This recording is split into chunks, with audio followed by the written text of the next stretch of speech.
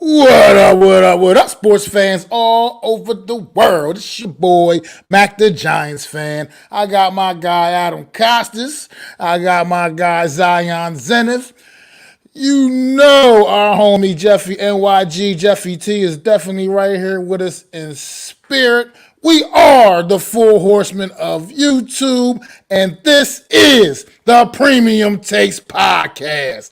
Let's go.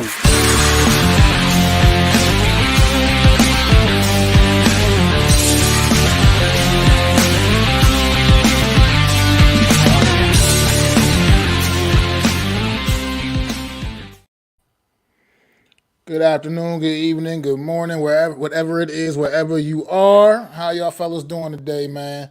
Ready for another episode of Premium Takes? Let's go, let's go, let's go. Thank you guys all for joining us on a Sunday afternoon. Happy July, 4th of July weekend for all you guys out there. Hope you guys enjoy your Tuesday with your family. But for now, on Sunday, we're going to give you guys the latest and greatest things going around the sports world. I'm going to pass it over to Adam to say his thing, and he'll pass it right back to Mac, the host of the show. And thank you, Mac, for hosting, and thank you guys all for joining us. Hey, listen, it's 4th of July weekend, and Premium Takes is about to light some fireworks and get it explosive for you. So sit back, relax, and enjoy the show as Mac takes you on a journey. Mac? Let's go. Let's take a ride then, fellas. Let's take a ride. You know what I mean? Okay, here it is. Last night over in England. Well, yesterday afternoon for us, last night for them, and actually in London, we had the Money in the Bank pay-per-view. It went down. It was actually pretty damn good show. You know, overall, I wouldn't necessarily call it great, anything special or great, but it was definitely a good, solid show. Had the two Money in the Bank ladder matches definitely, for me, were the highlight as far as from a wrestling standpoint. You know, you had a couple other solid matches. Things, you know, how I felt about things could have been a couple things could have been a little better, you know, and we had even had a nice little couple little surprises there that really definitely were interesting for me, man. First things first, start off with that men's ladder, Money in the Bank ladder match. Hats off, congratulations, Damian Priest, going up there getting that briefcase, man. This guy's been putting in that work in WWE for a few years now. And he's just had a great career overall, man. And it's finally good to see him getting a little bit of recognition here in the WWE. I mean, he has had a United States title run previously a couple years back, but now this thrusts him obviously into the world title picture, man. It's going to be a matter of who he's going to decide to try to cash that thing in on.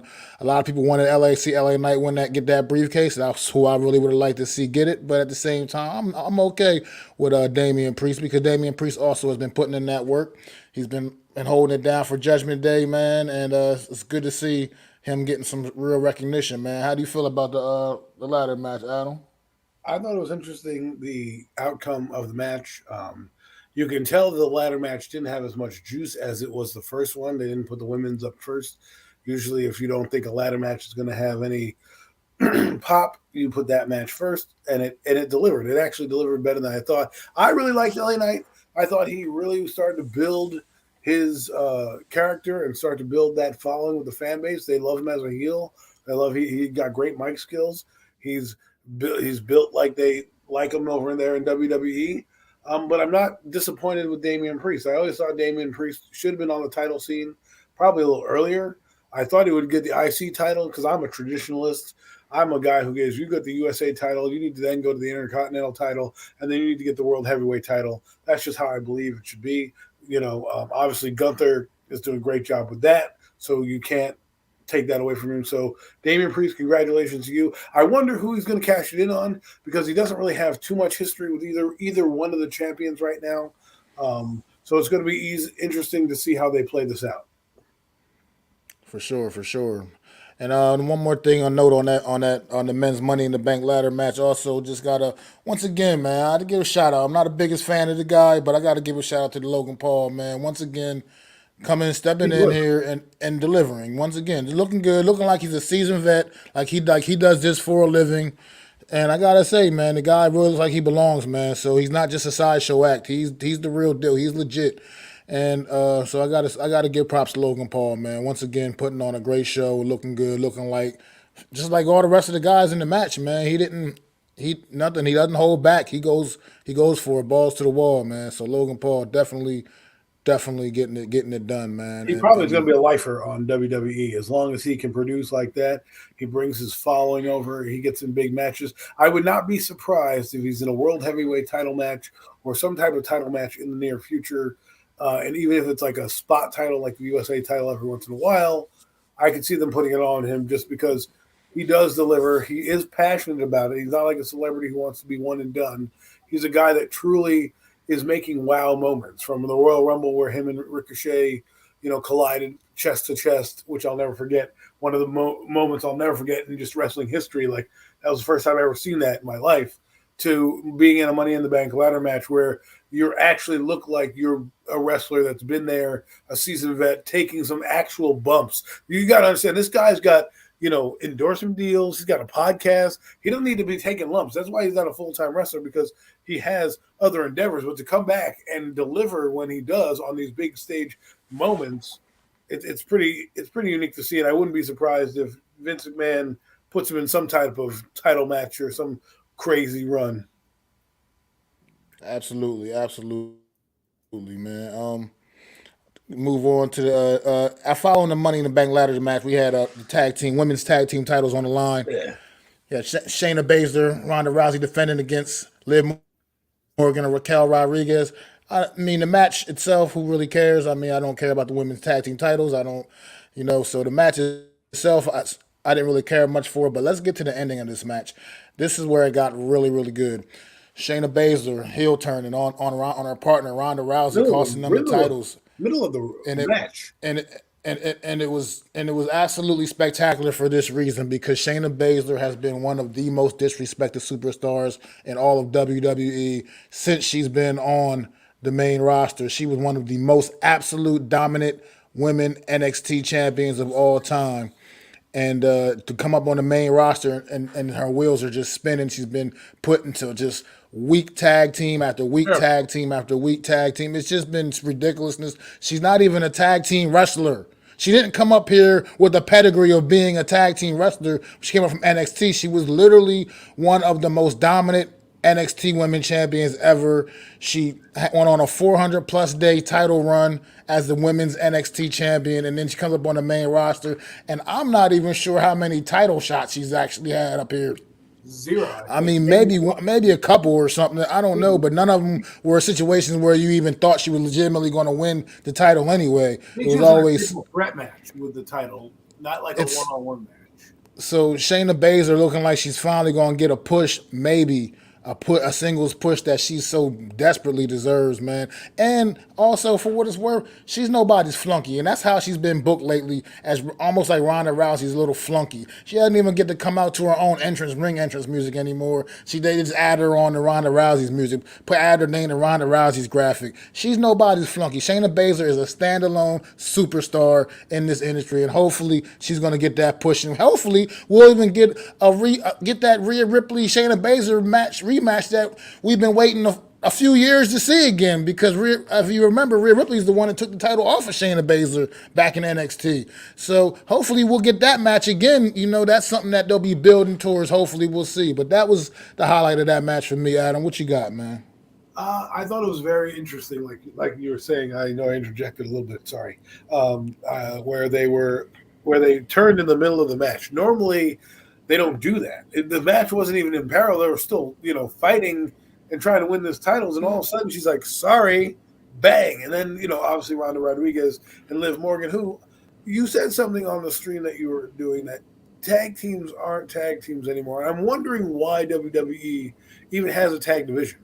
Like, why even fool us with these wannabe tag? Just give us random superstars and put them together, because those seem to make the best ones. Look at the history of the WWE. You've got, Hogan and Warrior. You got Hogan and Macho Man. Those guys weren't really, a tag team coming in. They're always solo wrestlers. So it's kind of interesting to see where they're going. I do think I do think Rodriguez needs to eventually be in the title shot picture. I do believe she's proven that in the short time she's been on the main roster. Liv Morgan, I don't know what they're doing with her. 1 minute she looks like this menacing character, then she's doing all these extreme rules and now getting hurt. So I don't know if they're going to put a title back on her. But the Shayna Baszler thing is interesting because I'll be honest with you, Mac. Every time I watch WWE and I see her come on, I kind of get up and change the channel because I'm like, this match is going to be either a squash or an absolute dud because that's just how they're booking her. And then when she went with Ronda Rousey, I'm like, oh, this is interesting. I could see them doing anything. And they really came out flat. Nobody really bought into their hype. And of course, they had to get the unified titles to them to give them that, I guess that one title, give it to the actual superstars and not the young bucks coming up. I hope she gets into the main event title picture. We'll see. But I enjoyed the match, though. Absolutely. I really love the finish there. And there's one of the spots here late. The next match here was Gunther Intercontinental title match. Gunther defending against Matt Riddle. Now this match, it wasn't that it was a bad match. It was just way too short. Way too short for the guy, considering the talent that was in this match. Riddle, Gunther, these guys, they could have put on at least a good solid 15-minute banger at least. Even 15 to 20-minute match. You got less than 10 minutes out of from this match. But it was still decent for what it was worth. I just would have liked to see a little bit more, man. And I also feel like you let Drew McIntyre come out and kind of steal Riddle's thunder a little bit. At the same time, I understand where they're going with Drew McIntyre. They're desperate to keep him as on board part of the company. They don't want to lose him, so they got to do something to make him happy. That's going to make him happy. He's going to come out. He's going to got in the face of Gunther. He gave him the Glasgow kiss, hit him with a Glasgow kiss, hit him with that Claymore. And it's all a foregone conclusion we're going to see Gunther and Drew McIntyre at SummerSlam for the Intercontinental title. Now, what I'd like to see is I would like to see that they didn't have to you could have saved that for Monday Night Raw, the Drew McIntyre spot for Monday Night Raw. Matt Riddle just went in there, took Gunther's best shots, and eventually lost by tap out. And then you let Drew McIntyre just come down. And it's almost like, well, forget about Matt Riddle, So we'll see, man. We'll see what's going on with that, man, going forward. But we know that we'll see Gunther probably dropping that IC title to Drew McIntyre at SummerSlam, man. How'd you feel about this one, Adam? I thought it was interesting. I don't think they're trying to make Matt Riddle in the title picture. That's why I think they made it quick. They're going to be like, listen, you have skills. We know, but you're not. Your destiny doesn't lie with Gunther. We have other plans. Obviously, those are plans involve Drew McIntyre, who I think actually deserved a title shot. Remember, they thrust Sheamus in there and kind of thwarted his actual match when he was supposed to have one, and now he's back. I think it's going to be a banger of a match at SummerSlam. I don't necessarily disagree that he could come out Monday, but maybe because of when it was and the hype and being in London and maybe they being from that part of the world, they wanted to just do that for the crowd pop. But I don't know, man. I think Gunther I think his time as the Intercontinental Champion is over. He has done everything he needs to with that title. There's nothing more he needs to do. No matter what happens in SummerSlam, I think if he loses the title, he's going on to bigger and better things. And Drew McIntyre will be a good Intercontinental title holder as well. So, absolutely, man. And then following that match, we had Dominic Mysterio, probably right now the biggest heel in WWE. Not saying he's the best heel, but he is definitely. No one gets booed the way Dominic Mysterio gets booed, and he was taking on Cody Rhodes here. This is a match for no purpose, no real purpose. Don't even really want to spend much time talking about it. It was Cody Rhodes won the match, obviously. People were expecting a Brock Lesnar appearance to come screw Cody Rhodes over and get Dominic the win, which probably would have been the better route for WWE to go. Because obviously we're going to get a Cody Rhodes Brock Lesnar part 3. I mean, right now they split the first 2 matches. We're going to get a part 3. So it's just a matter of why they would not have Brock Lesnar show up, ruin that match for Cody, let Dominic get the big win, which would have been probably the biggest single win of his career on a pay-per-view, on a big pay-per-view in that spot, and let him just keep continuing to grow this heel heat that he's got going on. So I think they kind of screwed that up with the results there. I think But other than that, once again, decent match. I mean, nothing to write home about though. What you got, Adam? I agree with you. Not much to write home about. I think they were doing it to feature Cody Rhodes. Obviously, he's one of their marquee wrestlers. So, you don't want to necessarily not have him on the card. I mean, WWE wants people to show up, right? So I think right now Cody Rhodes was in that match. Now it doesn't really do anything for Dominic Mysterio. I think he is a good heel. He is learning the wrestling ropes, so he's not like a James Ellerby or whatever that little guy was, or some bit wrestler. I think they're trying to build him, and I hate to say this because they probably would strike me down, but Eddie Guerrero is who I think they're trying to kind of emulate his character. And I wouldn't be surprised if he came off screen, got a little bit more jacked, came back, and kind of did a Latino Heat type of gimmick at some point in his career. Once the fan base gets him. Remember, Eddie Guerrero kind of had a similar story: lie, cheat, steal, to get to the top. So once they push him as that main heel character, and he starts to build that clout and the wrestling acumen, that's where I could see him going with that character. As for like Cody Rhodes, I love Cody Rhodes. I think they're dogging him in WWE. I really do. I know that whatever their plans are, figure it out. Either he's going after Seth Rollins or he's going after Roman Reigns. Just give him a clear path, because this dumb crap we're waiting on Brock Lesnar and doing all this crap, it's really stifling his storyline. And one of the best things I think WWE has going for it is Cody Rhodes and his saga. So, hats off to him for winning. Dominic, keep that heat on, and that's all I got. All right. I mean, then we got another big surprise for the London crowd out there. John Cena's music hits the arena, and he comes running down. Classic John Cena, man, cuts a little promo with Grayson Waller. And but the gist of it all is John Cena pushing to get a WrestleMania in London, which, based off of what I saw from that crowd, the crowd at the Money in the Bank pay-per-view and at SmackDown Friday night, I think London will be an amazing place to have a WrestleMania in the near future. That crowd was so on fire for those two shows. Could you imagine what they would be like for a WrestleMania? You have an opinion on that? How do you feel about London potentially getting a WrestleMania? I think Triple H hinted at it down the road. I think he wanted to have it by this time, actually, but COVID hit and a lot of things came about. So I think it's in the works. Probably in the next, I would say probably 3 to 5 years. We'll probably get it, if not sooner. Reaction is reaction.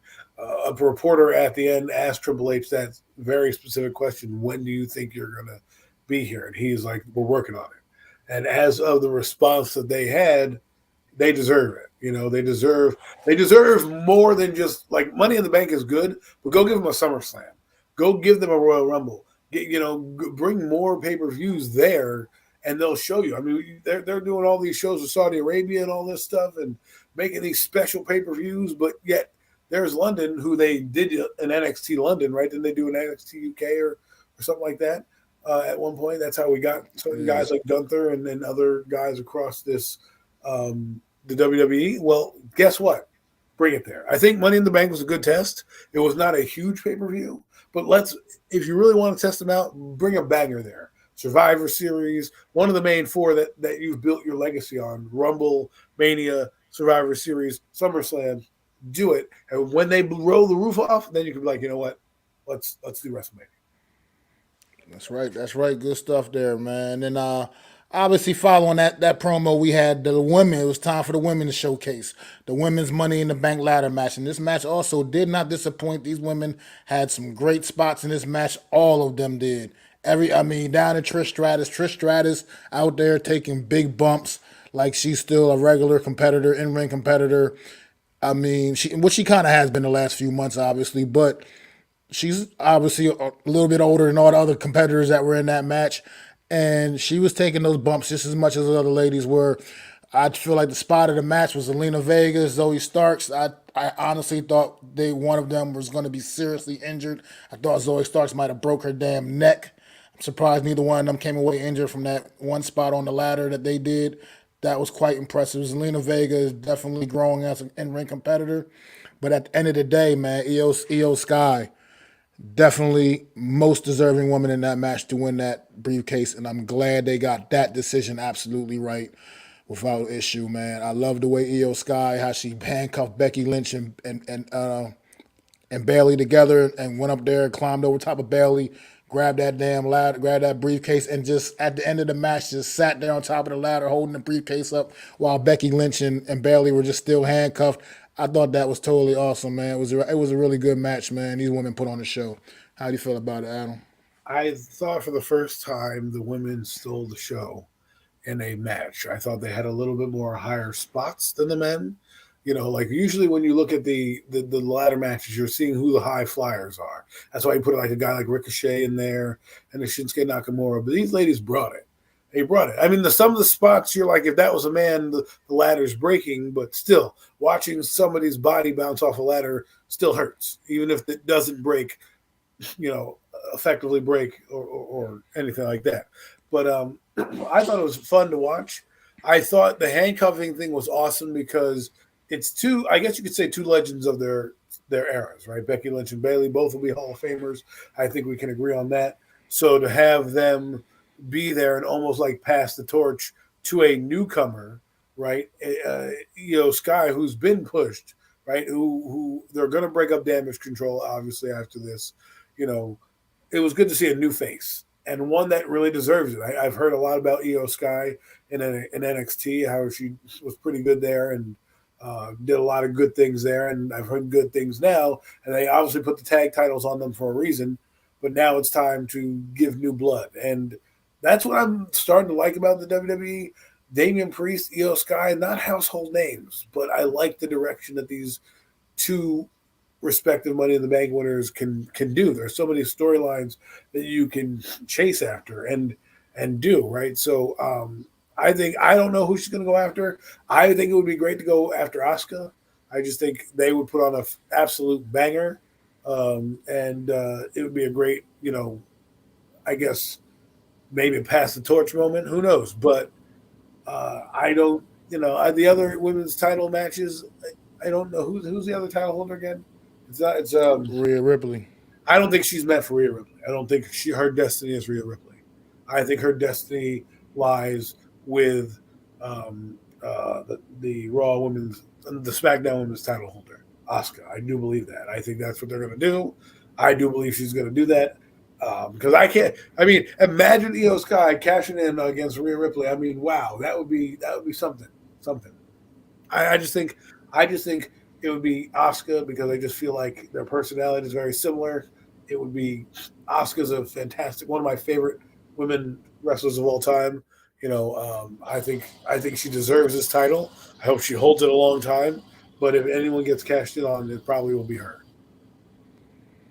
All right. I mean, I think that's what they're going to build to a program with Io and Asuka coming down the line, sometime down the line soon, man. After Asuka gets through this Charlotte and Bianca Belair stuff, but following that match, man, we get to Money in the Bank. They scrapped that match. I thought what match?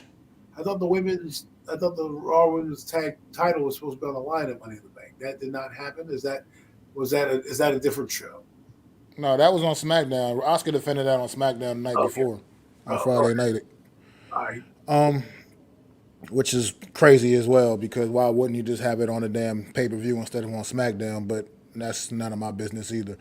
But following the ladder match, the ladies' ladder match here, we had what should have been the main event, which to me was probably one of the more disappointing moments of the night because it's disrespectful to have Finn Balor and Seth Rollins, two of the absolute top guys in the company, defending their title in a damn and defending the title in a match that's not even 15 minutes long. Not even 15 minutes long. And these are two of the absolute best talents you have in the company. This match should have easily been a 20 to 30 minute match easily. For that London audience, that great London crowd, should have got that kind of a show. Just off the fact that from way back when Finn initially won the Universal title against Seth Rollins, the great match that was, the show that these guys can put on together in the ring, and you give the audience. It wasn't even, like I said, I think it was barely. I don't know if it did even hit 10 minutes. It was barely over 10 minutes. And then the Damian Priest thing coming down and kind of teasing like as if he was going to cash in. Everybody knew he wasn't cashing in last night at that show. So what was even the point of that spot? It was just kind of like a lot of things just head scratching about this match. This match could have been the absolute steal of the show, and it wasn't. It ended up not being that because it just got cut way too short. Once again, it wasn't that it was bad for what it was, the little bit, but it wasn't. It wasn't what it could have been because you just cut the damn match too short. I just don't understand the length of this match. It really bothered me with two guys of this talent and the kind of match that they can put on, and that's all the time you gave them. It was disappointing to me. How you feel about it, Adam? I just think, that Seth Rollins and Finn Balor have some unfinished business on a different pay-per-view. I think they're going to try to maybe save that for someplace else. I agree with you. Match was too short. I think Finn Balor's been dogged out of championships. I'm a guy who believes in giving guys opportunities who can steal a show. They're both showstoppers. The guys both can fly. They can wrestle. They both have power. They both have finishing moves from the top rope, sling blade, all this type of crap that they can do. And you don't do anything. Now the spot with Damian Priest is dumb to me because that spot only works if you let Finn Balor win the title and then Damian Priest comes down, or you have Damian Priest interfere in the match where he helps Finn Balor win the title, only to then cash it in on his boy. So Finn's always looking over his back is better storytelling than him just coming down there and sitting there pretending that he's on the mic and commentating that he's going to do something, and then we get a blasé match. I think I don't know what WWE was trying to do in terms of this match. They were trying to build it up. They had a decent build, but I thought it like you said, it ended up flat, and it's sad because Seth Rollins deserves a spot. I know they put this title on him, but don't be cheap with him. Don't be cheap with this guy. I feel like they're slapping him in the face, right? They don't give him the marquee spot. They had to create a title because they weren't even allowing him in the title picture. I mean, Roman Reigns. I mean, let's be honest. Seth Rollins is better on the mic than Roman Reigns. He has had a better career than Roman Reigns. He technically is to me, the top dog in the company. I think, to have a match where two guys are absolute talents of their sport and guys who should be in every main event, like going forward in some type of title capacity, you're dropping the ball. I think they're dropping the ball with Finn Balor, and I hope they don't squash Seth Rollins where, he's fighting all these lamers and not getting the marquee matches. I want to see Gunther, Rollins. I want to see Finn Balor get his legit shot at it with no interference. Come out there and be the Universal Champion that he was back in the day, because he should have had a chance long time. What are you keeping him in Judgment Day if he's not going to win a title or be some type of main eventer? I mean, at the end of the day, like I said, I'm just disappointed. I didn't necessarily expect Finn Balor to take the title off of Rollins. Rollins has just got way too much. He's just way over too much right now to have a title reign that short. But at the end of the day, I'm just disappointed because that match could have been a match of the year type of match, and it just wasn't. So it was disappointing for me. So let's move on to the main event and wrap Money in the Bank up here. Main event, which to me shouldn't have been the main event, no title match at all. It's just Bloodline Civil War.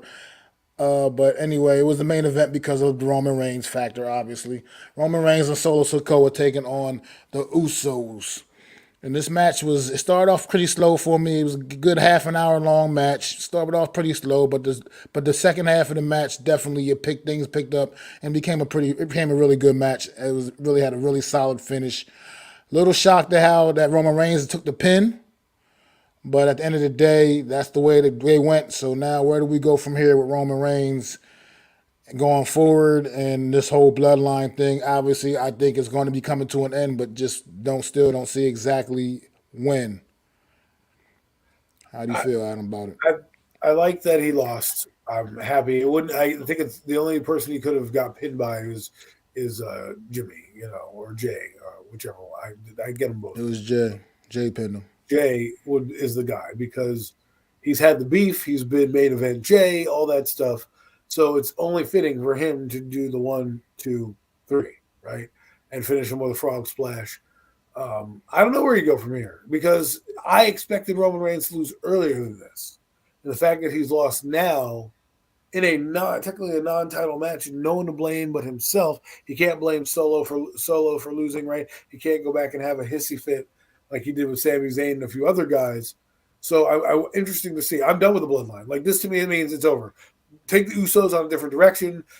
Have them go after the tag titles or something. Make them relevant again and keep them going. As for the bloodline, I'm done. Roman Reigns, your character's done. Go take a break, take a vacation, take your fake teeth, and go to an island somewhere. I'm done with you, bro. You think you're the greatest champion. You're not. You're being force-fed to us like back in the Triple H days when he was the only champion to win any heavyweight title. And every time you would see it on the line, he'd be clobbering guys, just winning. I mean, he won it for 13 times, but there was a reign where it was just like, why even bother watching the pay-per-view? You knew who was going to end up winning. Same thing with Roman Reigns. He's boring. He doesn't do anything to me. The acknowledge me thing, okay, dude, I get it.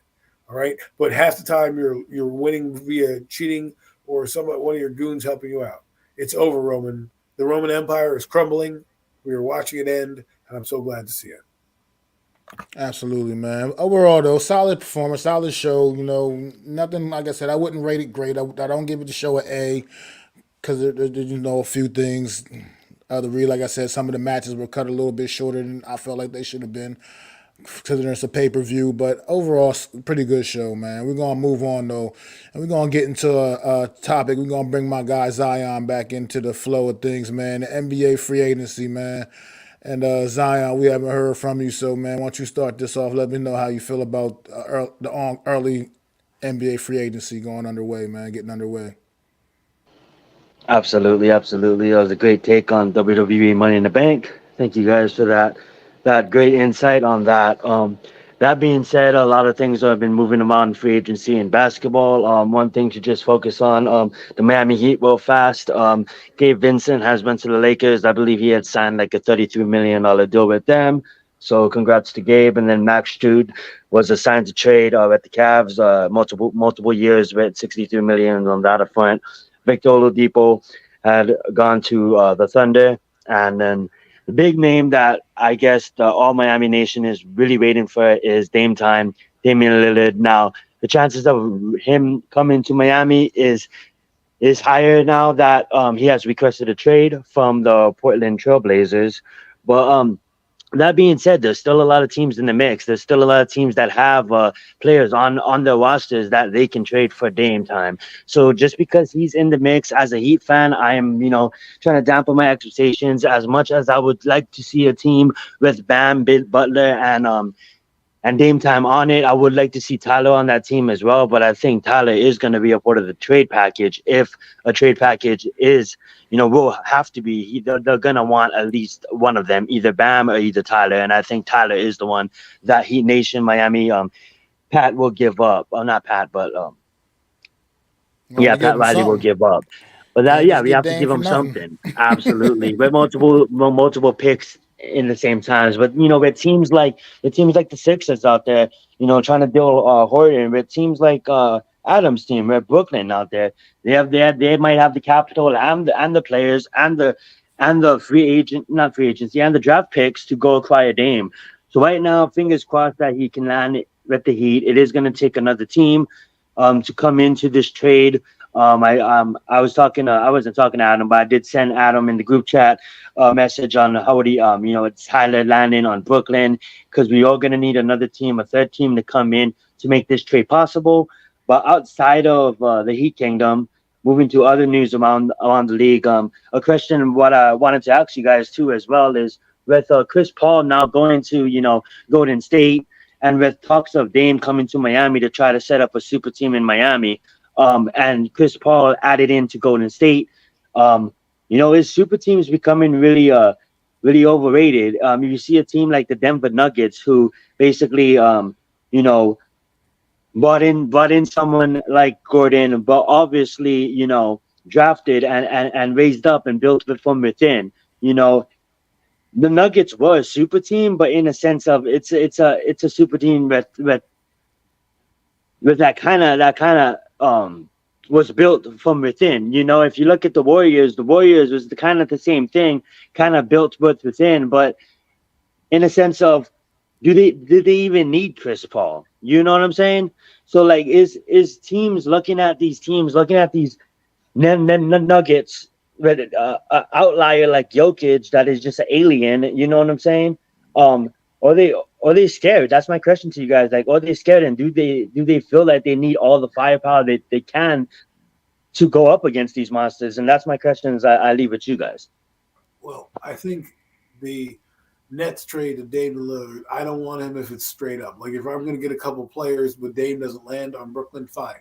The Nets do this. If they trade for him, they're going to have no assets. He's going to be on Portland all over again.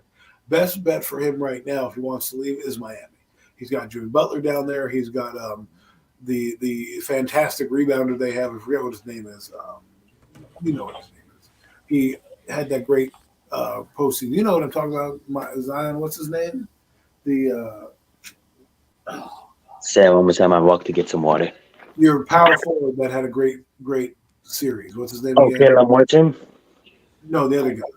It starts with an O, I think his name is. Anyway, Orlando. Bam. Robinson. Bam. Oh, Bam. I'm sorry. Bam Bam. Oladipo. Yeah.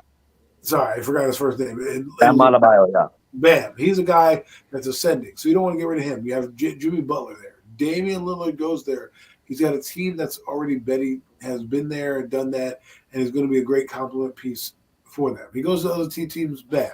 As for Chris Paul, I have no idea what the Warriors are doing because I think it's a win now kind of move while you still have Klay Thompson and Seth Curry, right? We'll see. I mean, they lost a couple guys in their backcourt, you know. So will they have the same depth? I mean, Chris Paul is 38 years old. I mean, come on. This, you know, the State Farm commercials are getting old. He's really old. I mean, do we think he's going to play a full season? I don't. I think he's going to be there to kind of give them some stability. But was their point guard play really the reason they lost in the Western Conference Finals? I don't think it was. I just think it was their big play. I mean, no one could guard Jokic. So why are we getting Chris Paul when that wasn't the reason why you lost? You have Steph Curry, you have Klay Thompson, you had Andrew Wiggins, you know, playing well, and now you're bringing Chris Paul. I don't understand the move for the Warriors. Well, if I could just jump in, weigh in on the super team thing real quick, because like my thing with super teams is they are very overrated. Here's the issue where I have with that, because really what it still always comes down to is continuity on teams. You got to be able to gel and you got to be able to work together. It doesn't matter how good you are as individuals. Sometimes you got to be able. It has to be able to work. Like look at the Boston Celtics years ago when they got Ray Allen and Kevin Garnett and adding them to the mix with Paul Pierce and Rajon Rondo. They were a super team. You know what I mean? One of the first ones actually. You know, and during this whole time when super teams became popular, they were one of the first ones. They didn't go out there and win it their first year. It took a little bit of time for them to gel and get used to each other, and then yeah, of course the talent, you know, took over and they did get a championship in there. But even with that, they only got one. You know, so it's like this thing's like, to me, I just feel like with some of these players, man, you just got to know when to say when, man. Chris Paul, look, I love the guy. He's going to be a Hall of Famer one day because he was absolutely one of the best point guards of this era. But here's how it goes down, man. Karl Malone, Gary Payton, these are a couple of examples of guys that chase championships late in their career, man, and tried and did things and tried to go to do things to just win a title. You know, going to the Lakers. You know, like come on. That was just a joke. That was an absolute joke. And you guys, sometimes you just got to accept your greatness. I know you won a title. I know it's what you're in here playing for. But at the end of the day, do you really want it like that? I mean, if it was meant to be, it would have already came, man. Just go ahead, ride off into the sunset with your millions of dollars. Go spend time with your family. All the time you've been on the road all these years, go spend that time with your family now. Stop chasing championships that ain't meant to be, man. And that's what I feel like kind of Chris Paul is kind of falling into that rut right now. I mean, sure, he plays at a still semi-high level, but not the kind. He's not the player. He's not the Chris Paul we know that we all knew and loved coming up, man. So it's like I just think these guys gotta know when to say when and accept accept their fate, man. Sometimes everybody's not gonna be a champion, man. It's just it is at the end of the day. So many great players, man. You're not gonna be the first great player that had this amazing career and couldn't get a title. I mean, the list is endless. I mean, Charles Barkley, like I said, Carl Malone, the Gary Paytons of the world. Like the list is endless of great players that just couldn't get a title, man. But at the end of the day, you got to accept your greatness sometimes and just know when to hang it up. And I think Chris Paul is just hanging on for dear life, chasing the chip, and that's just how I feel about it. Do you even think he's a starter? Do you think he's a starter on that team? No. So then what's the point? I think it's just another veteran, another shooter, another guy that can distribute the basketball. And to Mac's point real fast too, is like that's where kind of like the big three comes into play. And then I know like Ice Cube's big three, the NBA thinks they own the game of basketball and they're trying to boycott it and not have these networks run it. But the big three is a perfect platform for these old heads to go, yeah, you know what it is? These guys can still go out there and mess the people up on the streets on one game, but it's the 82 games a year and then the playoffs. Chris Paul, he can't play the 82 games a year and then be healthy in the playoffs. And that is the problem for these old heads. And that's why I kind of wish that these, not to get this whole political thing, but these networks will kind of stop doing what they're doing, the Ice Cube's big three, and let the big three shine a bit, because at the end of the day, it gives another platform to be like, hey, I want to watch so-and-so say Ray Allen, hey, turn on the big three. Ray Allen can play one game on a weekly basis. You know what I'm saying? So shout out to the big three. If you guys don't know what that is, go check it out. Just type in big three. And it gives a platform for these old heads that still want to get money, but not these 82 long, grindy seasons that their bodies can't handle no more. Go ahead, Adam. I was just saying, like, let's look at him. Like, does he really do that great? Like, for the Warriors, he doesn't play great defense anymore. He's lost his quickness. He's injured every year the last couple of years. So now what do you really bring him in for? Like, oh, yeah, they traded for Chris Paul and they, got rid of Jordan Poole and all this other garbage.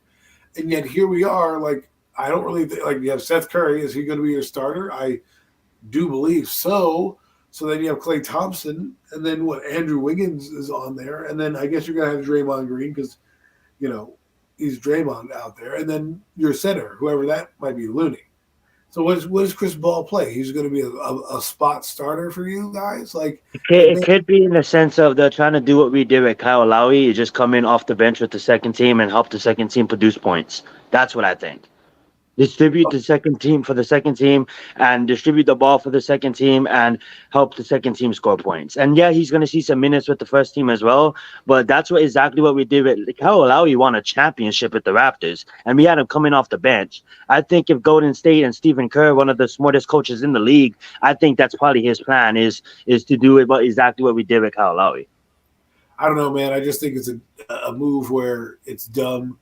That team's I think their window is closing because their guys are older. And obviously you got the young Bucks in Denver who are starting to build a team. And Mac, to your point about super teams, I think they're dying for this reason. You can't sustain them financially because when your guys get old and you don't draft well and you're making trades, not developing guys, you end up barren. And that's where depth comes into play. And that's where I feel the NBA is starting to realize, let's home grow our talent. And let's be honest, Denver's been crappy for a few years. They got these guys in the lottery. These were high picks that they invested in, took time in, didn't give up on. We've seen that a lot where they don't let guys develop or they have an injury playing year and they're like, well, let's trade them for assets and blah, blah, blah, blah. They waited patiently and they're reaping they're collecting on that investment. And I think the NBA will start to do that. The problem is the NBA only has 2 draft slots and about 15 roster spots. So it's harder to kind of sustain these teams. That's why you see super teams. Oh, let me get Devin Booker over here. Let me get Kevin Durant over here. It doesn't guarantee you a championship. It gives you a better chance. But I think nowadays, especially across the league, you're seeing a lot more players coming up through their teams. Look at Jason Tatum, Brown over in Boston, a lot of other guys. You're starting to build the draft. And I also think these players are staying in the college a little longer. It's allowing them to develop. You have these other leagues coming up. So I think super teams are not necessarily going to go away, but I do think they're not going to be as championship worthy as they are. I mean, the Milwaukee Bucks aren't a big three. They homegrown those guys. They brought in their talent. You know what I'm saying? Not superstar names. They brought in guys that fit their system. Same thing with Denver. They brought in Brown, right? Sixth man of the year or close to it. I mean, Yeah, absolutely. Guys, have any more thoughts on NBA free agency right now before we move on? Any final thoughts, Zion? I think just stay tuned to Premium Takes. We'll probably cover it more next week as more moves around the NBA takes place. But I think right now we're good for now, and I'm down for the next topic. Well, all right, all right, all right. Well, there is a very special athlete in Major League Baseball, man, who just had quite the amazing month of June, man. And we just felt like it was fitting to acknowledge this man right here. We just named to the All Star team, deservedly so, as I believe the starting pitcher on the All Star team, as well as the starting, or he may be starting at DH. I'm not sure. He's starting one way or another. I think he just got added as a pitcher, and he'll be starting at DH. I think that's what he's doing.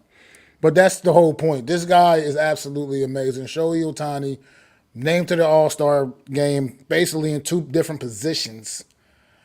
And, I mean, he's just like as close as we've ever seen in this era to what all the stories we've all heard about Babe Ruth back in the day. Like, this guy gets on the mound, he's a dominant pitcher. This guy gets to the plate, he's a dominant batter. Right now, leading the major leagues in home runs with 30, I believe 30 hit his 34th home run today. On pace for right now so far is on pace for 60 something home runs. I mean, this guy is absolutely amazing. I mean, even with his pitching as well, man. 7-3 right now. He has 127 strikeouts. We are not even at the All-Star break yet. This guy is Shohei Ohtani is absolutely unreal, and he's the best thing baseball seen in some time, and he plays on the same team as Mike Trout. So put that into perspective right now. The level of player that Mike Trout is, this guy is overshining him right now, and has been, to be quite frank. Stepping in, taking over the cleanup spot, and the Angels lineup. Shohei Ohtani is a special talent, man, that Major League Baseball has not seen the likes of in quite some time, man. And like I said, no one has ever been as close to the level of what we've heard about Babe Ruth back in the day as this young man is right here. So just had to give him some props. And you guys got any thoughts on Shohei Ohtani? Yeah, I'd like to say this real fast before Adam goes. I like to say, as someone that doesn't follow baseball, as someone that doesn't look up baseball or nothing like that. All right, I'm scrolling through my Google feed for my news of the week, and Otani's name pops up, and I read it for a bit. And for the fact that Mac, as a baseball lover, for him to just mention him in the same sentence as Babe Ruth, it goes to show that this guy is revolutionizing the game of baseball and is bringing in these younger fans that's probably watching baseball to watch Otani. Because for someone to pop up on my phone, he's getting in on other people's phones, and he put in the hard work to be now to transcend out of the world from baseball and now into the world of the public to become a household name. And Babe Ruth, I, he played long before my time, but I know the name Babe Ruth. You know what I'm saying? And I know the name Ohtani. So I just wanted to say that piece. For him to come out of his realm of baseball and to become now a household name, a casual name, even the casuals know his name. And for Max to say all those stats before even the All-Star break is just, I don't follow baseball, but hearing all those stats, I mean, this guy's hitting home runs, but he's pitching too. Like, oh wow, that's something great. You know, it's like you can be a really good pitcher, I think, and pitch strikeouts and then go do a couple home runs, you know what I'm saying? But I'm thinking there's probably outliers. But for him to do all those stats, like, that's amazing for someone that doesn't watch baseball and just hearing that. So I'm just gonna give Mike to Adam and then let him continue it. That's great. I think Otani's done a great job, and what I think by Max saying modern day Babe Ruth is the stories we've heard is that he can hit and pitch, right? We haven't seen that, and normally in my era of baseball, guys don't even want to play double duty. You're strictly a pitcher. You know, will come in and have someone pinch hit for you if it's a critical moment in the game. or something like that, or we just hope you don't cost us a third out or anything like that, or get a single, just get on base, one of those type of deals. This guy is literally taking the old school mentality of baseball, where guys played like Babe Ruth in his era, where you played baseball, you played both offense and defense, and there was no like sitting around and being a good hitter. Like Max said, 34 home runs. Right now, that's at the All-Star break. If you were to double that, that's almost 70 home runs from a pitcher. I don't ever think in my lifetime I don't think I would ever see Babe Ruth type of athlete again. And here I am in my lifetime finally seeing a guy who is dominating in a sport that's predominantly pitcher based. And we all know there aren't many great hitters. There's some guys that have hit, like a decent average, not anything ridiculous. But when this guy comes to the plate, you're like, damn, is he going to send it yard? And then when he comes to the mound, you're like, are we going to get a hit? Like, that's the type of thing that you're seeing. And the more records he breaks, the more household name he becomes. I hope he's not a one and doneer. I know he had a lot of hype coming in. He's starting to live up to that hype, but I hope he's here for a long time, because I think the game of baseball needs a guy like this to kind of bring their game back to not necessarily the forefront, but bring it back to what we all believed in and watched and wanted to believe in back when baseball was really at its height. Well, I did actually misspeak a little bit. He actually hit his 31st home run today, which is still very impressive. Obviously, what's actually more impressive about it is he hit his 31st home run today. Here we are before the All-Star break. Last season, for the entire season, he hit 34 home runs for the entire season, and he's already at 31 before That's the still All-Star good. break this year. That's sensational. It's sensational, and he's not just hitting home runs like barely over the wall. He is crushing these balls. I mean, today he hit a 454-foot shot. I mean, that's a moonshot. That thing may not even have landed yet. That's That's what awesome. that's the kind of things that Ohtani is doing, man. He's just there's been other pitchers that have been decent batters. Like I said, I could speak of like former Mets pitcher Jacob deGrom. He was always one of the better hitting pitchers, but he wasn't hitting no 30-something home runs. He might get he'll get a few. He'd get a few home runs in a season or something like that, like 2 or 3 maybe. Yeah. But he's not hitting 30-something home runs. He's not an everyday player that's even a nice when he's not pitching. He's in the lineup as a DH. He's not batting it to that kind of level. So Ohtani, what he's doing is it's just he's a unicorn, man. We haven't seen anything like it, and it's exciting for this game of baseball, man. And it's really, really exciting for a player like him, and he'll once again be showcased in the All-Star game once again this year, and he'll be doing double duty there once again, starting at DH, and he also will be part of the pitching rotation in the All-Star game. So Ohtani, man, Watch it, just people. watch him work. He said what? I just said watching people because, like you said, hasn't been done in years. And the baseball, I feel like always needs something to captivate the fans. The home run race brought me back a little bit. I was like, oh man, who's going to win? McGuire, Sussen, right? This guy's going to bring the casual fan like me back to baseball to see, hey, can he hit 70 home runs? Is this guy going to shatter records? Are we going to be talking about one of the best stat lines for a pitcher in an offensive, in offensive baseball in the modern era? I mean, this is sensational. Like the word that you said, it was sensational. I do believe it was sensational. I mean, he is literally sporting a 7-3 record as a starting pitcher as well. I mean, just craziness. I just don't know where he gets this from, man. How he could just be this good. It's almost like he's like a created cheat player on a video game or something. It's out of control, man. Out of control. But we will. Okay, so props to Ohtani, man. Great season he's having. Great first half of the year. And just congratulations to the man, because he is right now on pace to be, by far be the AL MVP right now. I don't think there's anybody even close in that race with him right now. So we will definitely move on to our big topic of the night. Over the course of the next 8 weeks, folks, we are going to be featuring one division in the NFL to break down, preview, make our predictions about it, and just whatever else we feel like talking about within this division. And we're gonna get that kicked off with the AFC East division this week. We're gonna start this off with the AFC East. And we know who that is. That is the Buffalo Bills, the Jets, the New York Jets, the Miami Dolphins, and the New England Patriots. What is going on, Miz? So we want to get that kick. We're going to start it off with the AFC East, man. And Buffalo has been pretty much dominant in this division over the course of the last few years since Josh Allen's come to town. And but now, man, I don't know. Miami Dolphins know what they can do offensively, especially if Tua's in that lineup for them at quarterback.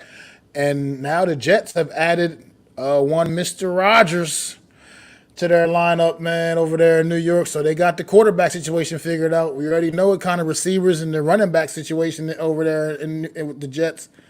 And then the New England Patriots are the New England Patriots, a Bill Belichick coach football team that you can never count out, man. So how do you guys feel about the state of the AFC East? I think getting it's ready for the season. Black and blue division just in this one because I think all four teams might make the playoffs. That like we almost saw in the NFC East. That's how good these teams are. You know, the Buffalo Bills. Let's start with them quickly.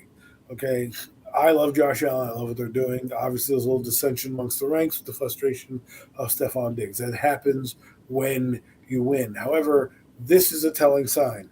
Both the coach and the GM were given extensions this year.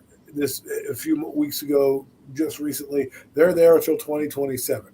So you know this team is going to be coming together, right? And I do believe at some point they might punch their ticket to the Super Bowl. Okay, I don't know when that will be, but if they can keep it together, we'll see what will happen. Okay, but Josh Allen. I think last year, I don't know what happened last year. I don't know if it was whether there was too much pressure on them or whether it's the fact that, you know, they had that a lot of drama happened within their team with that guy going down and stuff. It just seemed something wasn't right with them. And I think defensively, you know, they're going to, you know, I know Sean McDermott's a good defensive coordinator. What has let them down in the playoffs? It's been the defense. I mean, they damn near lost to the Miami Dolphins with no quarterback. I mean, no quarterback. If they had Tua in that game, Miami's probably advancing over Buffalo. No, as a matter of fact, would have been. Absolutely would have been. You know, as a matter of fact, that's what I think is going to happen. You know, the second team we'll talk about is Miami. I think they're a sneaky team. I don't know where they're going to go. You know, I think you saw what happened without Tua last year, and whether we like Tua or not, he definitely impacted that team. More so than I thought. I didn't think he was going to be this impactful coming out, and here he is. And so, for me, I think we need to watch out for Miami. The Jets are intriguing because last year their team wasn't bad defensively. Offensively, their one main problem was the quarterback. They had guys coming off the bench, coming from the janitor's closet. You know, you had Mike White, then you had Joe Flacco, then back to Joe Flacco, then Zach Wilson, then back to Mac White. It was musical chairs at the quarterback position. They finally got a guy who is now a bona fide superstar Hall of Famer. I think he brings Aaron Rodgers. That is, I've never been a huge Aaron Rodgers guy, but he's going to bring that pedigree that the Jets missed. Now, if their defense plays the way it played last year, I do believe the Jets will have a chance to at least compete for a wild card spot because that defense last year was top 5. Whether we want to look at it or not, may not like the Jets for whatever reason, but to me, they're top 5. And then obviously the New England Patriots, what intrigues me about them is they got rid of their offensive coordinator, who was, ironically, Joe Judge and Matt Patricia. They bring back Bill O'Brien, and let's see what that'll do for that offense because that offense got stifled in a lot of games because they couldn't move the football. They had no direction where they're going. Their defense wasn't bad. There were times where Matthew Judon, you know, was still a dominant force, and they could play and compete and hold some teams. But then offensively, when you have a guy like Bailey Zappi throwing the football around the yard, you know, like let's see what happens when they actually have an offensive coordinator that knows what he's doing. So I think it's going to be one of the funnest divisions to watch. I really do. I agree. How do you feel about the AFC, Zion? Absolutely, man. It's going to be a wonderful division to watch. It's going to be a fun division. We have a team like Buffalo that finished 13-3 last season, and we have a team in Miami, Pats, and Jets that's running up, getting improvements, and trying to catch Buffalo. Miami finishing 9-8, the Pats finishing 8-9, and the Jets finishing 7-10. And in Buffalo, it's like, how do they compete? How do they get better? You know, what they do is they go out there and they draft someone in the first round, Dalton Kincaid, one of the best tight ends coming out in the draft. They go in the second round, they draft Osiris Torrance, that's one of the best linemen, falling to them in the second. They did lose Edmonds to Chicago, but they do extend, Mike Milano. I love Mike Milano, one of the best linebackers in my mind. Physical linebackers, not really going to pop out there on everybody's household name street list, but Mike Milano, man, absolutely stud linebacker. Re-signing Jordan Purr, to pair them back there at the safeties, to establish the safeties that they had long running with, you know what I'm saying? And it all comes down to what Adam's saying. It all comes down to Josh Allen. They did lose Leslie Frazier on defense, but it really all comes down to the quarterback play, because I do truly believe that their defense is going to be okay. They do have Rippins. This whole controversy and all this drama that's going on with Diggs, I think will be passed up. Moving on to Miami, I think this is a team that has probably the best defense in the division. You bring in someone, they draft someone like Cam Smith. That's a steal. They still have Xavier Howard on their team. They still have Jerome Holland on their team. They have Brandon Jones. They have Bradley Chubb. They have Jerome Baker. Like, oh my God, this defense is stacked. Then their head coach, Mike. Oh my God, I love Mike. He's just another level. I love his energy. Look at the wide receivers with Tyreek Hill and Jalen Waddle. Hold up, I didn't forget. Oh, what did they do? They traded to even add that Jalen Ramsey on their defense to get even better. They go and they sign David Long, a defensive linebacker from Tennessee. Like, damn, this is gonna be a nice defense. It looks all fair and well on paper, right? But it all comes back down to who the quarterback play in Tua. Can Tua, what? He's taking BJJ classes to learn how to fall. So, okay, I love you, Hawaiian, but can you stay healthy? Can you stay healthy? That is the main question, And then we move on to the Pats, Yeah, they bring in someone like Juju Smith. I love the signing of Christian Gonzalez, that corner out of Oregon. They did a sneaky draft pick that they did pick up that was the top rated receiver coming out few years ago in Keyshawn Boutte out of LSU. That guy could be a nice figure for them to use, in the offense. I'm never gonna count out Bill Belichick. Like, as Adam mentioned, Bill O'Brien came over to be the offensive coordinator and the quarterback coach. So that whole Joe Judge fucking show is over.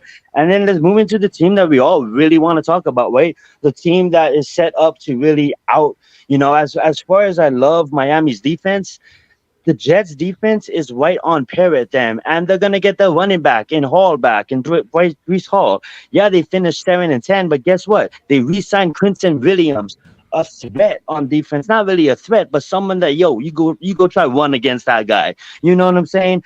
They do bring in Alan Lazard on the signing. I think that's a little bit of upgrade against the guy they did have in Corey Davis. He is familiar with the quarterback Aaron Rodgers that they just brought in. In other news, like, just the Jets, man, they're my team to watch they're my most excited team to watch out of this division, because the Jets with Aaron Rodgers, I believe they are Super Bowl bound. And I know we're talking about the AFC East right now, but I did tell Adam on the phone not too long ago, these are my rankings for my teams right now. The top 3 teams in the AFC is the Chiefs, followed by the Bengals, followed by the Jets. I know some people can say, man, how do you not have Buffalo on that list? Well, Buffalo is 4th on that list.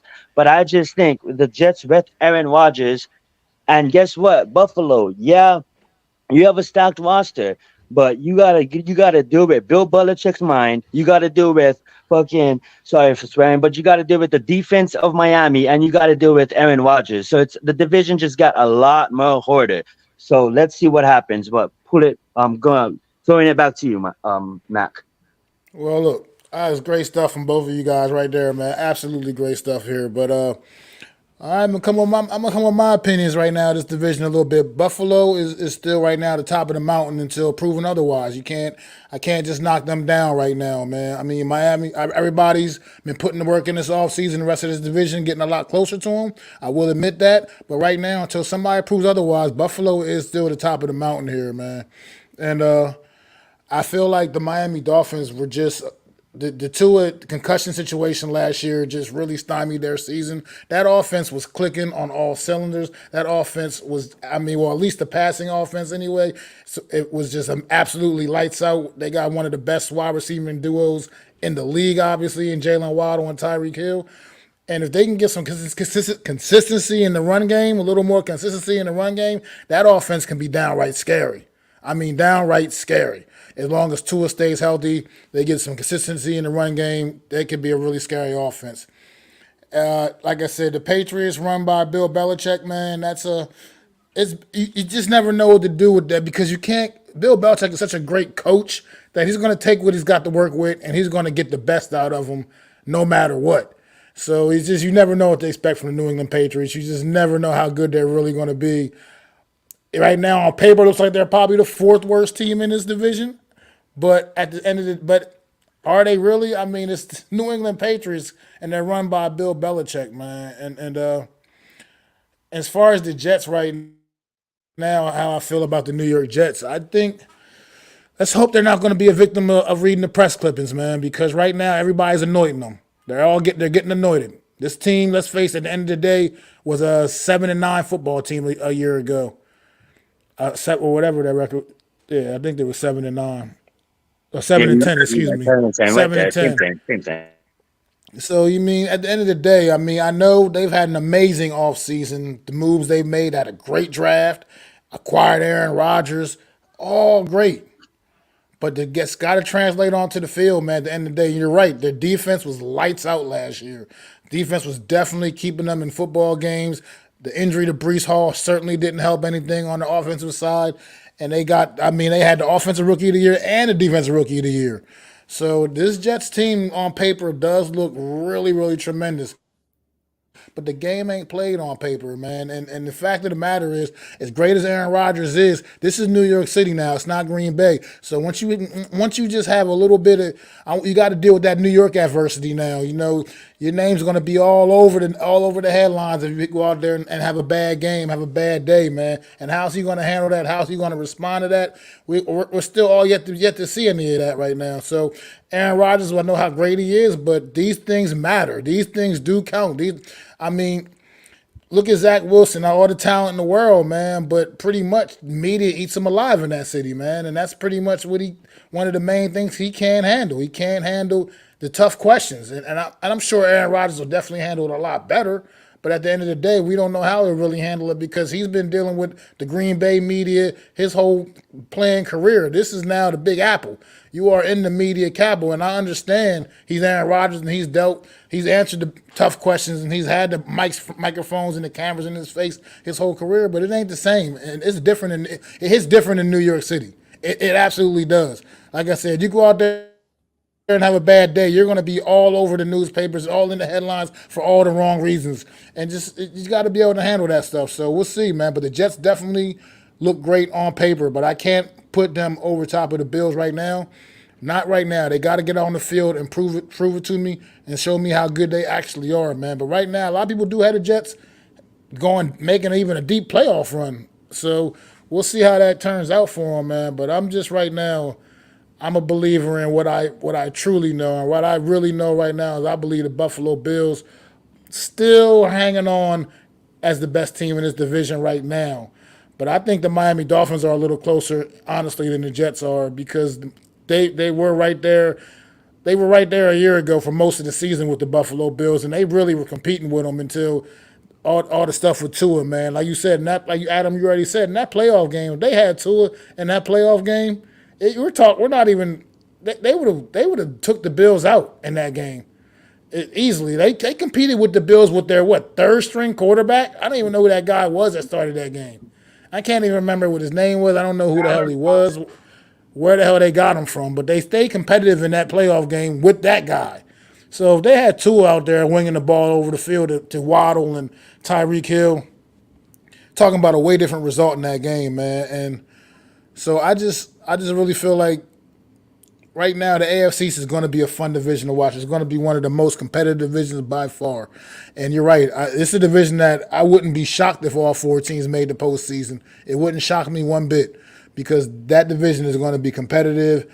And the Buffalo is going to have to watch out. They got a lot to watch out for now, man. Miami has gotten a little better. Like you said, they've made some key additions, Zion. You mentioned Jalen Ramsey on defense. That was awesome. What's going on, Raphael? How you doing, buddy? And like you said, the Jets have done made all kinds of power moves this offseason, man. So hopefully, and for what it's worth, our New York Giants got to play this whole division. So man, we'll see, man. It's going to be fun, some good fun football to watch all season long for us as New York Giant fans as well. This division kind of does relate, kind of go hand in hand with us as New York Giant fans this year. So it's going to be interesting, man. But how do you, Adam? How do you see the division stacking up? Well, I think Miami is going to win the division, to be honest with you. But I will say the Jets will have a chance because they did beat the Buffalo Bills with Zach Wilson. So it's not like they didn't. It's not like the Buffalo Bills dominated them and have dominated everybody in this division. I do believe it's up for grabs. I think the pressure.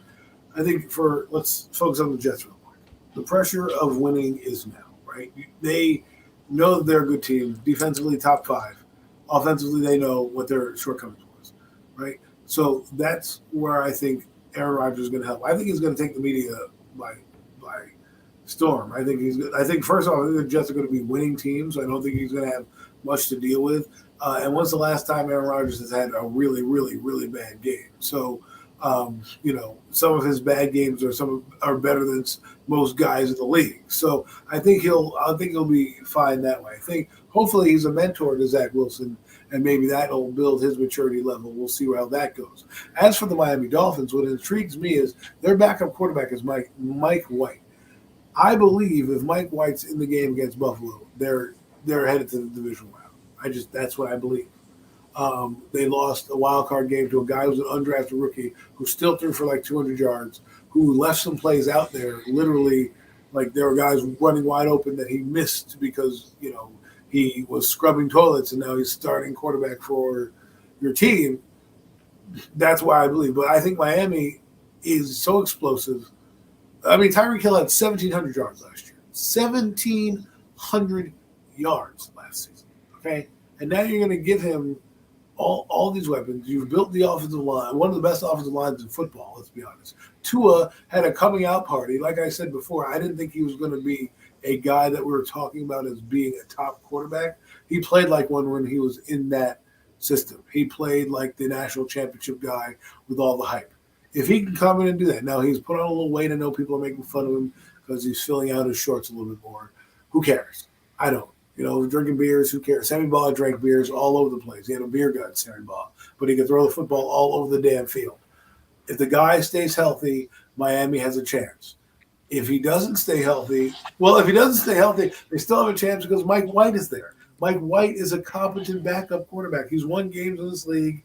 He's thrown for over 300 yards in certain avenues. Mike McDaniels is not going to put him in a bad spot. And did I mention the defense has Vic Fangio as their defensive coordinator? We haven't even talked about the coaching staff. That guy was an awesome defensive coordinator for the 49ers. He obviously went to Denver. Their defense was good, but it wasn't great. Why do you think he brings over Bradley Chubb? Guess who he drafted in Denver? Okay? He drafted Bradley Chubb. Guess who had some of his best seasons with Vic Fangio?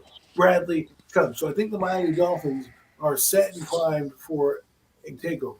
New England intrigues me because Mac Jones is not awful, right? I mean, he's not great right now, but let's see if maybe the Daniel Jones effect happens to him. If you bring a competent quarterback guy in who, let's be honest, Bill O'Brien's helped the career of Deshaun Watson. He was also on the team with Tom Brady and those quarterbacks, bringing them up and helping Jimmy Garoppolo and Matt Castles of the world and those guys when he was with New England. So he's got experience developing guys. And Mac Jones had games where you're like, man, this guy could actually be a good player. And then there are times where you're like, what's happening? And you look over and there's Joe Judge scratching his head. So I can't, blame him. So I'm looking forward to seeing that. And obviously, they have a lot of work to do. They weren't that bad, but they weren't that good. This is the first time I think they missed the playoffs, and the second time they missed the playoffs in back-to-back years, and God knows how long, right? I mean, geez, it's or it's not it's unpatriot like for them to happen. But I actually think Mac Jones gonna have a big year with Juju Smith-Schuster there. They have a couple other guys. I think they have Kendrick Bourne is still there. I think they're going to help out their offense. I think you're going to see the Patriots be one of those teams that is scrapping for a wild card spot. Like in the AFC is stacked. Not just the AFC East, the entire AFC conference is stacked with the back end of the playoff rosters, playoff teams being there. Like I said, there's 4 teams that can make it in the AFC East. There's also 4 teams that can possibly make it in the AFC West as well, right? Or even in the AFC South, they've got a couple teams that can make it in there. There's going to be an intriguing battle in the AFC for those last couple. Not the South. Maybe the North, but not the South. Not the South. The North, yes. Well, sorry to cut you off there, Adam. Sorry. No. But you know what I mean. There's going to be a lot of teams. There's going to be at least 12 teams fighting for 7 spots. You know what I mean? Like, that's how it's going to be. And let's see if New England, the Jets, and Miami, I would be surprised if Miami ends up in the AFC Championship game. That's how good I think they could be. I agree with that assessment. How do you feel? How do you see the division stacking up, Zion? Yeah, I love how hot you guys are in Miami. That's awesome. That being said, I have Bill Belichick finishing last. I just don't think he has the arsenal to compete. Like, he may bring the best out of his players, but in this division, I'm sorry. Like, I just think the Pats is finishing last. I do want to go on record saying that I think every single team in this division finishes 9 to around 13 wins. So I have the Pats finish him at around 9 to 10 wins. Not trying to shock the world here, but I have a Buffalo finishing at about 9 to 10 wins. Reason being is Buffalo, they did lose some key pieces this offseason. And I know I just mentioned it in my take earlier, but I just look at this division and look at the AFC, what you guys were just saying, and I'm looking at depth and I'm looking at the long one. I think with playing teams like the Jets with Aaron Rodgers, with playing teams like Miami with their defense, not to mention the Jets' great defense, and playing physical games with the Pats, they'll take some of the losses in division, and that's why I've got Buffalo finishing right around 9 to 10 wins. I have Miami finishing second, just based on their defense, their on-paper roster, their smoothness on offense, their high explosive on offense. If Tua can stay healthy the entire season, I think Miami might have a shot in the playoffs. I don't see them going as deep on the run as you guys, because I do have other teams in mind that I think will just outplay Miami. But I have Miami representing the team in the playoffs. I do want to say this on paper. I only have the Jets and Miami making the playoffs from this division. I have the Jets finishing with 13 wins. I have Miami finishing with 12 wins. I just think that, I'm sorry, Josh Allen, but this is Aaron Rodgers' division. Like, this is Aaron Rodgers' division now, and he's about to show the world why he's one of the best passers of the football. Now that he has a defense, he has a roster, and he has the coach, and he's ready to go. Like this, he's at the Taylor Swift concert saying the next time the confetti is gonna drop on MetLife is at the Super Bowl and all that kind of stuff. So he's really excited, and like Max said, let's stamp our accusations. I'm not frowning him. He still has to go see a stacked Bengals team and a stacked Chiefs team. So, that's why I have them 1, 2, and 3. But as far as the division, I have the Jets winning the division. And so I have the Jets, Miami, Buffalo, and Pats on the sideline. I know the Buffalo, look at the Buffalo over the past 7 years. They had built a team to rise and become a Super Bowl champs, and then they got unlucky, really unlucky. Got some coin flips involved and stuff like that, like really unlucky. And then it's hard in the NFL to maintain that dominance when you have teams like Miami and teams like the Jets that's slowly building and slowly coming up and slowly working on moves and slowly figuring out and getting things together. So I do understand everyone's point on, it's hard to put Buffalo to the sidelines. But at the end of the day, for me, it's not, because Buffalo didn't win anything. If it was the Chiefs we're talking about, then I absolutely agree. But Buffalo didn't even make it to the Super Bowl over the span of 7 years that they had this team. And I get it. Maybe I'm being really like rude, because it's only really Josh Allen's really, it's probably his fourth year now going into that he really has a shot. But now it's a lot more tougher, because guess what? We have teams in the AFC like a Deshaun Watson on the Browns that's going to have an amazing year. So just in my mind, I just think it's going to be really, really tough for Buffalo to maintain the status right next to the Chiefs. I think it's the Chiefs up top, and then the second teams underneath the Chiefs will be the Bengals and the Jets. And that's just my honest opinion, but that's how the division's stacking up. Well, interesting you bring up the Jets, because I like Aaron Rodgers, and I'm hoping he has a good year. But if he has a year that he had last year, the Jets still make the playoffs. If he has an Aaron Rodgers type year, the Jets are probably fighting for an AFC title, an AFC conference title. Okay, that's how the Jets could be. If he has his bad year like he did last year with the Green Bay Packers, who went 9-8 or 9 and whatever the record is now, 9-8, right? And they were just on the cusp, and Aaron Rodgers got a little banged up. If he plays healthy for the Jets, they're going to be a different team. Now, do I think that they're going to jump over Buffalo? No, I don't think they're going to be scared of Buffalo. I do agree they have a chance to win. As for Miami, I'm just looking at Miami and thinking, like, man, this team is sneaky good. Maybe Mike McDaniel should have been considered Coach of the Year as well with Brian Dable. I mean, maybe he was the runner-up. Who knows? But that team, went to the playoffs, and let's be honest. Real fast. Can I just get my credit? We can rewind it a year. Can I just get my credit? Didn't I tell you guys to watch Jacksonville and watch Miami? And what happened last year? They both made the playoffs. I just want to say credit myself. Thank you very much. And Jacksonville may be going there again. I mean, when we discuss the AFC South, boy, you better be ready. I got some stuff about him that might get you a little tickled about maybe putting a few shekels on the Jaguars this year. But, love it. Like I said, Miami to me is an intriguing matchup, because I don't think they're a bad team. I think they're all around on paper, like we say, it's one of the best teams in the division. And none of these teams are scared. It's not like the Giants in their division, where they're two basically head and shoulders better teams in their division that they're still trying to catch up to. No, Miami, Buffalo, and the Jets now all are on a level because of their quarterback play to be a representative of that division and possibly a conference game that we're talking about. Now, New England's a little different, obviously, but Bill Belichick is Bill Belichick for a reason. And Patriots they're a never die team. And so for me, I agree with you, therefore, but Aaron Rodgers intrigues me. I really want to see what happens, because if they win, let's say the Jets win, they're going to Good evening, LT. For the first time in my lifetime, they're going to steal all the headlines, good, bad, or otherwise. Whether you like it or not, they are now the top dog in New York, because they have the sexier team. The Giants made the playoffs, right, but the Giants have Aaron Rodgers. There's so much drama, intrigue, that has never been there since probably when Parcells was there, and they were, 1998, when they were a good team, right? They haven't had that much publicity and hype. So now here they are.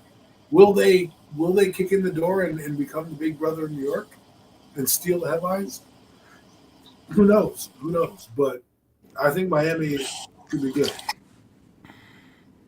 They will not kick in the door and steal the headlines.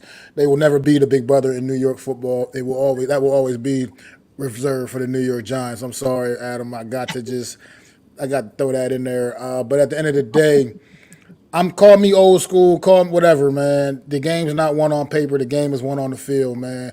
Jets got a lot of new moving parts, man, and some key pieces. Obviously, Aaron Rodgers, like I said, seasoned vet. He's a future Hall of Famer, first ballot Hall of Famer. He is Aaron Rodgers. He is the man. But at the end of the day, this is still a new city, new team for him, and I gotta see it to just believe it. I'm not going to just annoy anybody. Right now, I still believe this is still a Buffalo Bills division. I still believe that Miami Dolphins are right on their heels. I do believe the Jets are. I do believe the Buffalo Bills are right. I mean, the Miami Dolphins are right on Buffalo Bills' heels. They will be really tight between those two for first and second in this division. But I think Buffalo will still possibly edge them out. I think the Jets will still be. They will be a good team because they have just too much talent to not be good. Too much talent to not be good, and still will probably get a wild card spot. But I'm not. I cannot anoint them above the Bills. I can't even say they're on that level quite yet because they got to go out there and show me that they are. This team was still 7-10 last year for a reason, even with that great, tremendous defense. Coach bringing up a good point in the chat right now. That O line, man, that also is still an issue too, man. Aaron Rodgers ain't exactly a young man anymore, and that O line, the Jets ain't exactly their strong point of that team. So all of these things have to, got to see translate on the field. But like I said, maybe it's the old school in me. But I right now, the Jets, as great offseason as they had, they got to show me that they're serious, man. Because everybody in the media is hyping them up, pumping them up. But to me, with teams like that, sometimes you can pump them up and just get yourself ready for a big letdown, man. So, I mean, prime example over in another sport. Prime example, look at the New York Mets did all season, man. Made all these big moves, spent all this money. Everybody thought, myself included, the Mets going to be the shit going into the season this year. And they're just floundering right now, falling flat on their face, man. I'm not saying that's going to happen to the New York Jets, but at the end of the day, it could. Because they are the New York Jets, and weird things happen to that football team. I mean, they're just one of those situations. It's kind of notorious for just strange things that happen. So I mean, it looks good for the Jets, but I still right now I gotta leave Buffalo at the top of the mountain, man. But I think Miami has gotten significantly closer to them, and I think Miami is going to be a serious threat to Buffalo and be thrown in Buffalo for that division title this year. The Jets will be in the mix, I believe. Like I said, they'll be definitely good enough, hang on, get a wild card spot. But I just don't. I right now I can't. I just can't call. I can't just say the Jets are going to be the shit because I haven't seen what they really look like on the field, man. I haven't at all. Maybe I feel a little bit different come preseason when I get to see at least a little bit of preseason action, but we don't get to see much in preseason, so that's not going to really tell me a whole lot either. But I just got to see it on the field, man. I can't. I just right now I know how dynamic Buffalo is. I know how dynamic Miami Dolphins truly are. We like to think the Jets are going to be dynamic, but I don't know they are yet. I'm still not sure that they will be yet. And like you said, that AFC, that whole conference rocks, man. You're talking about the best quarterbacks in the league are all in the AFC, basically, essentially. It's never gonna be an easy road out of the AFC right now, at least for the next X amount of years, with the quarterback play alone in that conference. So I think the Jets are going to be a good team. I don't want to sound like I'm sitting up here hating on the New York Jets. No, pump your brakes, everybody. Don't worry, I'm not hating on them. August 5th, you'll get to see him against the Browns, so you'll have an up-close preseason view of the Jets. You got 4 preseason games this year to follow, so I just got to see it before I can just give them full credit, man. Right now, the media is pumping this team up like crazy. I mean, absolutely like crazy. I mean, a lot of people putting them in the Super Bowl, potential Super Bowl AFC champions, man. And I mean, you just look. What about the Kansas City Chiefs? What about the Cincinnati Bengals? Like teams like that Zion's already mentioned. I mean, there's a lot of good teams in the AFC, man, and there's pretty much all 4 teams in this AFC East division are all pretty respectable, pretty good teams. So it's not even within their own division alone. It's not going to be an easy ride, man. So we'll see, man. But it'll be a fun division to watch. Definitely, you don't expect the letdown that we got from the AFC West a year ago when we hyped that division all up. I expect this to be a much very competitive and fun, enjoyable football to watch, man. We'll get to see it up close because we get to see all 4 of those teams as New York Giants fans. We'll get to see all 4 of those squads at some point this season, man. So it'll be some good stuff, but I still got the Buffalo at the top, man. Right around the corner, 17 days, everyone's starting to report to camp, so questions will be answered. Other questions will pop up. The march for the Lombardi begins soon. One more thing on the AFC. So who do you think, obviously we know Aaron Rodgers will be the most intriguing acquisition for any of the AFC teams, but other than Aaron Rodgers, who else you got, man, in the AFC East as like a key pickup for one of these, any of these teams? I think Dalton Kincaid is a huge pickup for Buffalo. I think it's gonna. Okay, I'm not trying to dampen my expectations a bit, but here's the thing: what Travis Kelsey is to the Chiefs, Dalton Kincaid with some practice and some work can be for the Buffalo Bills. I mean, like I love this. I love seeing this guy play, and this is someone that when he played USC, he smashed us. Put up to over 200 yards on us. So yeah, this guy is amazing. He's a deep threat. He's a deep threat tight end. He needs to improve on his blocking a bit. But Dalton Kincaid, man, I mean, like that's a huge pickup for the Buffalo Bills. I think that guy, with the whole issue going on with Stephon Diggs, I think Diggs is still going to be on that team. But I just think you're going to see Dalton Kincaid catch a lot of footballs this season. I think it's going to be a coach that has more of an impact. I think that you're going to see Vic Fangio make the Miami defense a lot better than it was. Remember, we forget that Vic Fangio has a history. He was with the Indianapolis Colts as the defensive coordinator, the Texans, the Baltimore Ravens, with the 49ers, when they were good, 2011 to 2014. They were a solid football team then.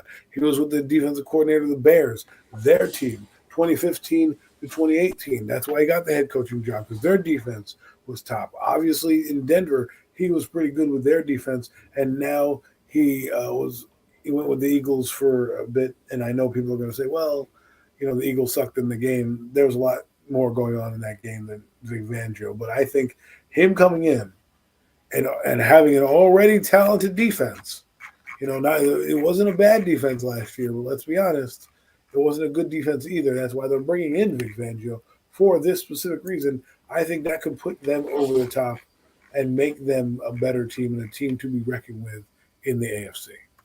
Well, I'm right with you there, Adam. I'm staying in Miami as well with that. Jalen Ramsey, to me, that right there, because like you said, it wasn't even a horrible defense that they already had, but the problem is on the back end is where they were weak.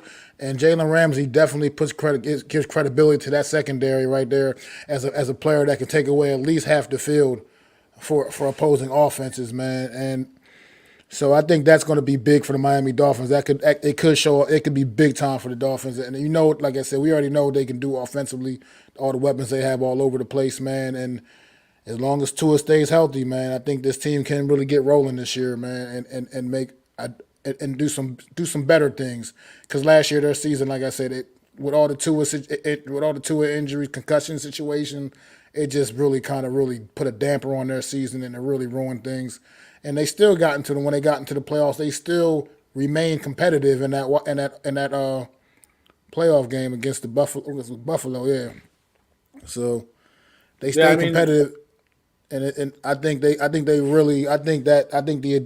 addition of Jalen Ramsey definitely is going to help this defense out a lot, and I think it was a big acquisition for the Miami Dolphins. Xavier Howard's very happy. Let's just say that. Absolutely, he is. In that defense, to just cover that defense before we end the show here, real fast, is Vic Fangio. Like I was talking about earlier, and I know Adam just mentioned his resume, but like think about it too. They draft a cornerback in Cam Smith, man, to come in and learn under people like Ramsey, under people like Howard, under people like Holland. Even though Holland's young himself, but like still, like it was such a great pickup, and to bring someone like Vic Fangio to come be at the head of all of that. Like Adam mentioned earlier, bringing someone like Bradley Chubb. They still have Jerome Baker. They still have Brandon Jones. Like, man, this defense could literally be one of the Justin Phillips, Jalen Phillips. Jalen Phillips. They signed like David Long in free agency. Like this defense could really be like a top 10 defense on paper and show it throughout the whole NFL. And that's what makes this division so fun. And I'm glad that we started with this division, because we have a coach, that's really just had a dynasty and just really trying to be back there to the playoffs. That's really going to give his players every best opportunity, every chance that they have. We have a team like the Jets that just got the quarterback and just on paper looks like the Super Bowl bound. You know what I'm saying? You have a team like Miami that just has a fire roster that was, in the mix last year. And then you just have a team like Buffalo that's just trying to defend it off. Like, the division is so fun, man. This division is fun. Definitely agree with you, Zion, on that, man. This is going to be some good football to watch up there in the AFC East this year. Everybody, man, like Zion just said, we about to wrap things up here for this edition of Premium Takes, man. We'll be back with y'all again next Sunday, previewing what division you want to go to next week, fellas. Is about the AFC North or the AFC South? You want to do you want to do NFC? Like just mix it back to back? You can do that too. I'm fine with that one as well. And whatever division you guys want to do, I say we leave our division. That's like the last division we cover. But whatever division else you guys want to do. Well, I'm down. I'll go with the flow. How do we just start with the NFC North? I'm with it, Ditto. We'll be back with y'all next week, covering the NFC North, breaking down the NFC North, giving our opinions, how we feel about that. And I know there's going to be probably have some interesting ones there too. For the NFC North division, man, that's going to be another intriguing division. Honestly, it's a lot of moving parts, man. You lose a guy like Aaron Rodgers out of the division, that's going to be interesting football in that division as well this season, man. So we'll be back with y'all next week. Another edition of the Premium Takes podcast. Zion, you got any final words for the audience? Yeah, just want to thank you guys all for joining tonight. Taking time out of your guys' Sunday to be here tonight. I just want to say, shout out to Jeff, man. We miss you, man, and you always be a part of this show. And throw your furs up for the Horsemen. And thank you guys so much for joining us tonight. Go right ahead, Adam. Like you couldn't say it better, Jeff. We are thinking of you. As you know, there's a celebration for his life next week. I will be in attendance there to represent our crew for him, so I will be able to meet some of the great content creators across this great nation and get to represent us as we celebrate one of the greatest people I've ever got to know in my lifetime. So Jeffy T, you're truly missed, but you will never be forgotten, and let's go. Absolutely, man. Rest in peace, man, to the great NYG Jeffy T85, man. For sure, man. Throwing up them fours for my guy, man. And we are the Horsemen. This has been the Premium Takes podcast. Make sure you subscribe all our channels, ring the bell so you know when we drop another more content. We'll be back at y'all next Sunday previewing the NFC North Division as well as a few other topics on the deck for y'all. And we'll see y'all next Sunday, man. This has been the Premium Takes podcast with the Horsemen, myself, Mac the Giants fan, Adam Costas, Zion Zenith. Hey!